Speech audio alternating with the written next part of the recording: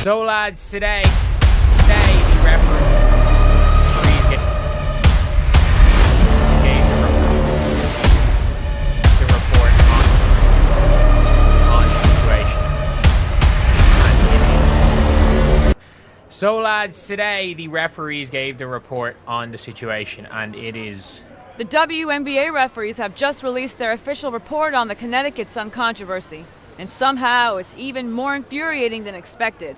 Their justifications for allowing Caitlin Clark to be repeatedly targeted while seemingly shielding the players going after her are being widely ridiculed. The explanations are so absurd that fans across the league are completely outraged.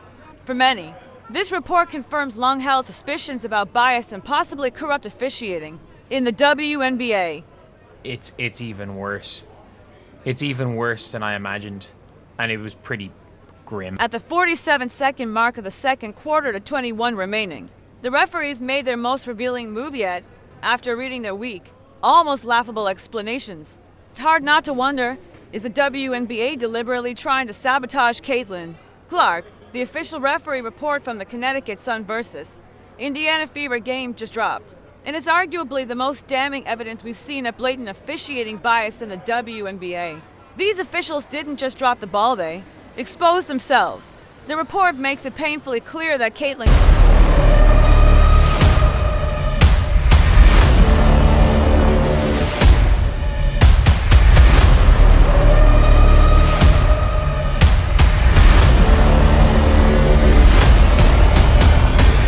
Clark is being targeted, and instead of protecting her, the referees are shielding those who are going after her. Let's break down what can only be described as an embarrassment of a report. Every single justification in it somehow makes the officiating look worse not better. It's as if the referees confess to everything fans have been shouting from the rooftops, while believing their excuses made sense. It's like watching someone admit to a crime, but insist they did nothing wrong. Now, let's get to one of the most outrageous moments. Their explanation for why jacy Sheldon's eye-gouging foul on Clark was ruled a flagrant 1 rather than the obvious flagrant 2, and ejection it warranted.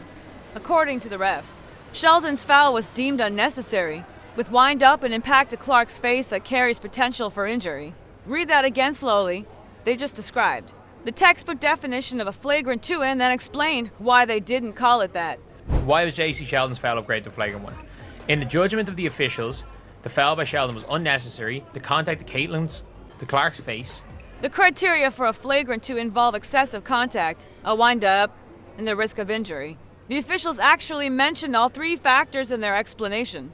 For why an asterisk wasn't called a flagrant 2, it's like acknowledging someone committed murder, but only charging them with jaywalking. The sheer absence of logic in their justification reveals just how premeditated their decision truly was. Furthermore, there was a wind-up and impact, and the contact to face carries potential for injury. How did you come... What makes this even more frustrating is that Sheldon's assault had absolutely no connection to the game of basketball. Come to the conclusion that that is a flagrant 1. How did you come up to the conclusion that it was unnecessary? Clark was dribbling with her left hand when Sheldon swiped at her right eye. The ball wasn't even close to where the contact happened. This wasn't some incidental bump during a legitimate basketball move. It was a targeted act meant to harm the league's biggest star. Yet somehow, the officials still managed to downplay it. Now let's break down their pathetic excuse for why Marina Mabrey wasn't tossed from the game after sprinting across the court and body-checking Clark to the floor during a dead ball. The referee claimed Mabrey's hit didn't reach the threshold for an ejection and didn't qualify as a flagrant foul. Apparently, if you assault someone after the whistle, as long as it's Caitlin Clark, it doesn't matter. The Mabrey incident was so blatantly dirty that even casual viewers were demanding an ejection on the spot. She had zero basketball justification to be anywhere near Clark, let alone knock her down. It was nothing more than retaliation, meant to intimidate and possibly injure. But to these shameless refs, that's just tough basketball. There was a wind-up, and it was to the face. The 3 of them that is a flagrant 2. By definition, you've described a flagrant 2. Here's where the report turns completely absurd. They somehow managed to slap Caitlin Clark with a technical foul for reacting in an unsportsmanlike way after getting clawed in the eye and slammed to the ground. Let me at this straight. Being physically attacked and then holding your injured eye while trying to distance yourself from the aggressors is considered unsportsmanlike. What exactly was she supposed to do in that moment?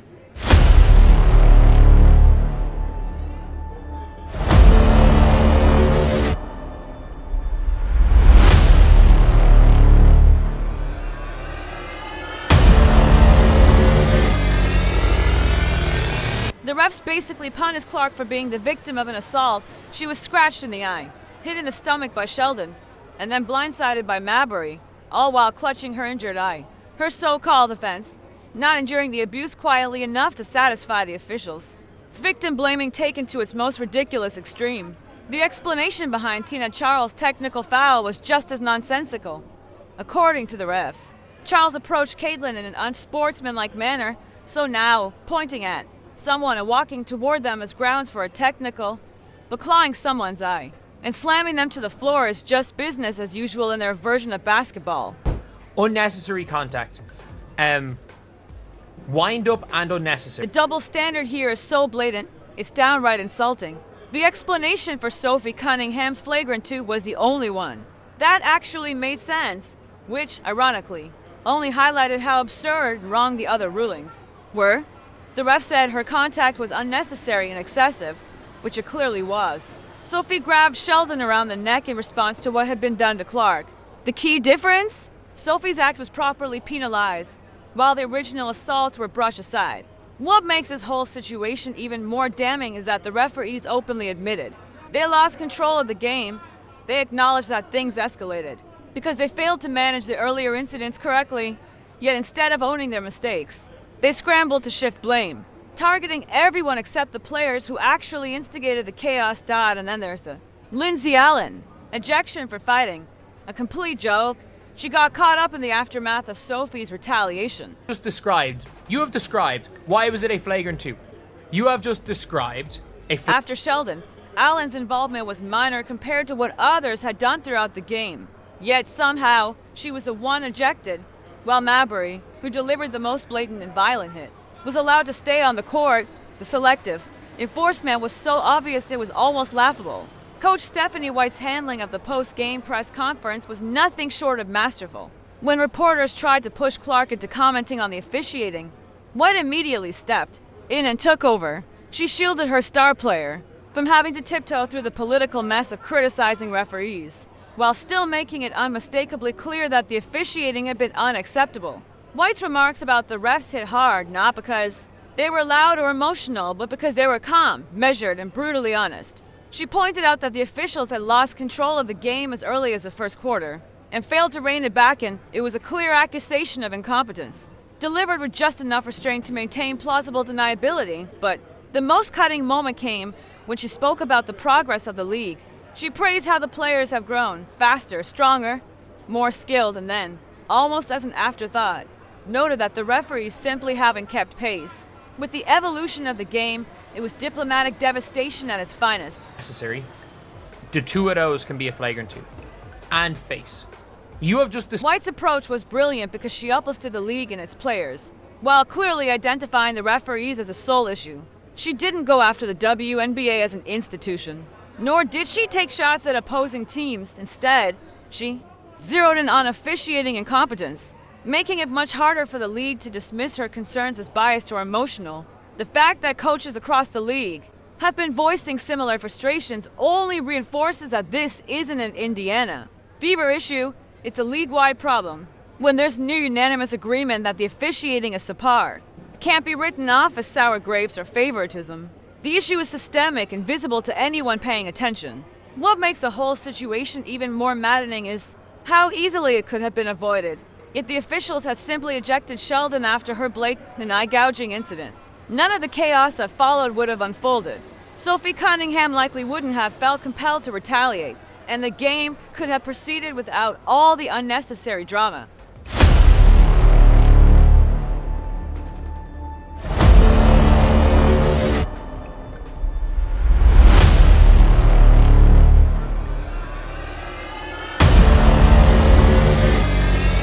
Sophie basically did the officials' job for them by sending a clear message that targeting Clark would come with consequences. She took the hit, both literally and figuratively, because the refs refused to protect the league's most prominent player. The pattern of officiating in Clark's second season has been consistently troubling.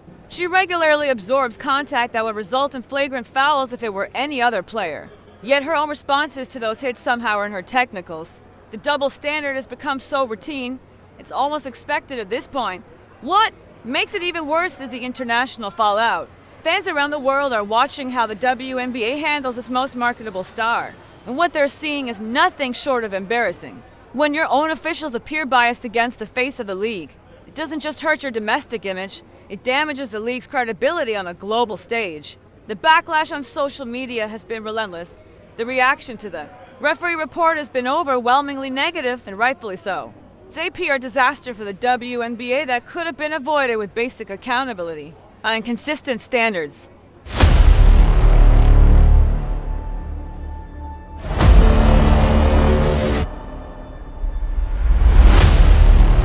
Fans are openly ridiculing the officiating explanations and calling out the blatant bias. When your referees become a punchline, it undermines the perceived legitimacy of the entire competition.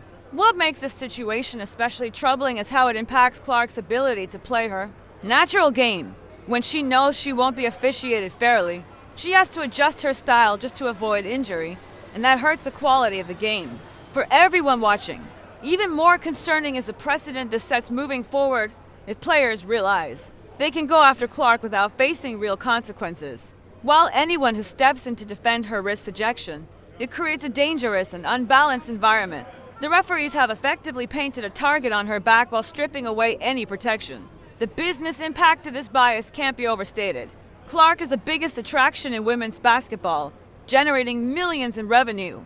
Detail what you mean by get control of the game, just to be in your words. Get control of the game is call the fouls that are actually happening on the floor. Right, and consistently call the fouls. Clark is drawing massive viewership and selling out arenas.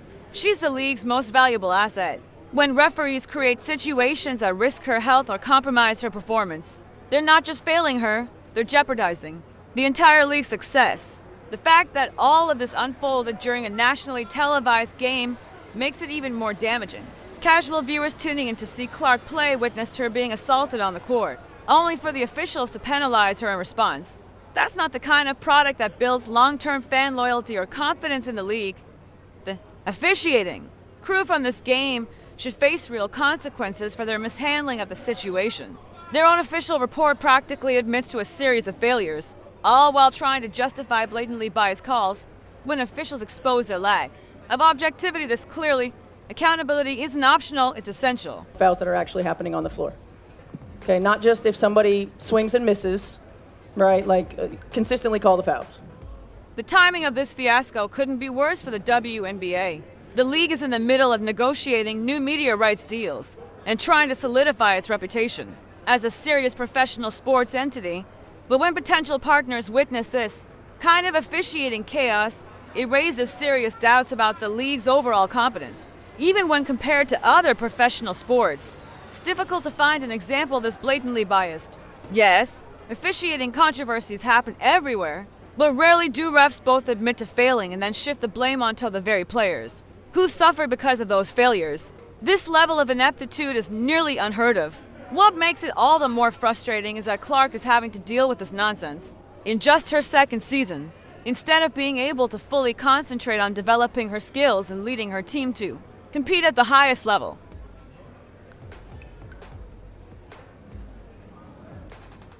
Instead of focusing on chasing championships, Clark is stuck dealing with referees. The contrast between how her situations are handled compared to similar incidents involving other players is glaring. When lesser-known players get into confrontations, officials usually manage things swiftly and fairly.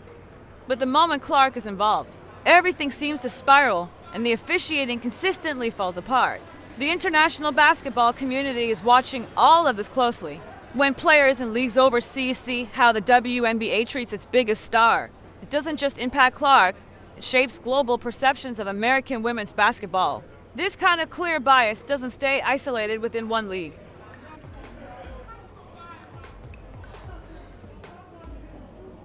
What's most frustrating about this referee report is how it validates everything fans have been saying about biased officiating. The refs essentially admitted to treating Clark differently, yet somehow thought their explanations made their actions seem justified. It's like confessing to a crime, but insisting you're still innocent. The long-term damage this does to the WNBA's credibility is immeasurable. When your own officials expose their bias through their official reports, it completely erodes the legitimacy of every game they officiate. Fans start to wonder if competition results are truly earned, or if they're predetermined by the officials. The fact that we're even having this conversation highlights just how far the WNBA still has to go when it comes to professional officiating standards. Successful sports leagues don't let their referees openly admit to bias. While attempting to justify it, they at least maintain the appearance of fairness and competence. This referee report will likely go down as one of the most damaging documents in WNBA history. Not only does it provide written proof of what fans have been accusing, but it somehow makes things worse with embarrassingly poor explanations.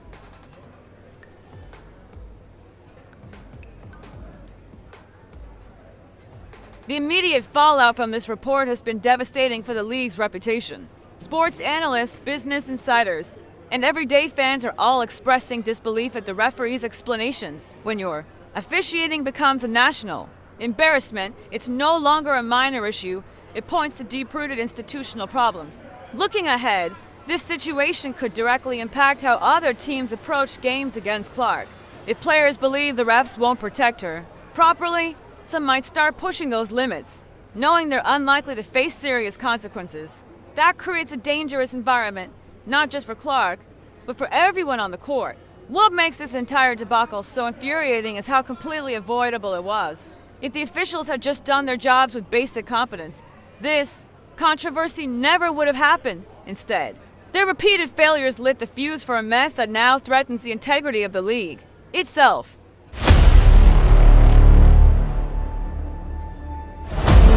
The officials created a mess that hurt not just individual players and coaches, but the league as a whole. This referee report now stands as lasting proof of the WNBA's officiating bias. Against Caitlin Clark, years down the line, when people reflect on how the league handled its brightest star.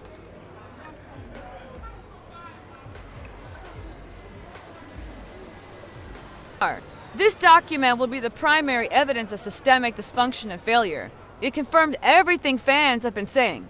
The referees openly admitted to treating Clark differently, all while pretending it was justified. That kind of transparency, when bias doesn't clear their name, it seals their guilt. No wonder fans are furious. The double standards are no longer speculation. They're documented. The league's credibility has taken a massive hit, and recovering from this won't be easy. So, what did you think of their weak explanations? Smash that like button, subscribe for more breakdowns, and drop your thoughts in the comments below.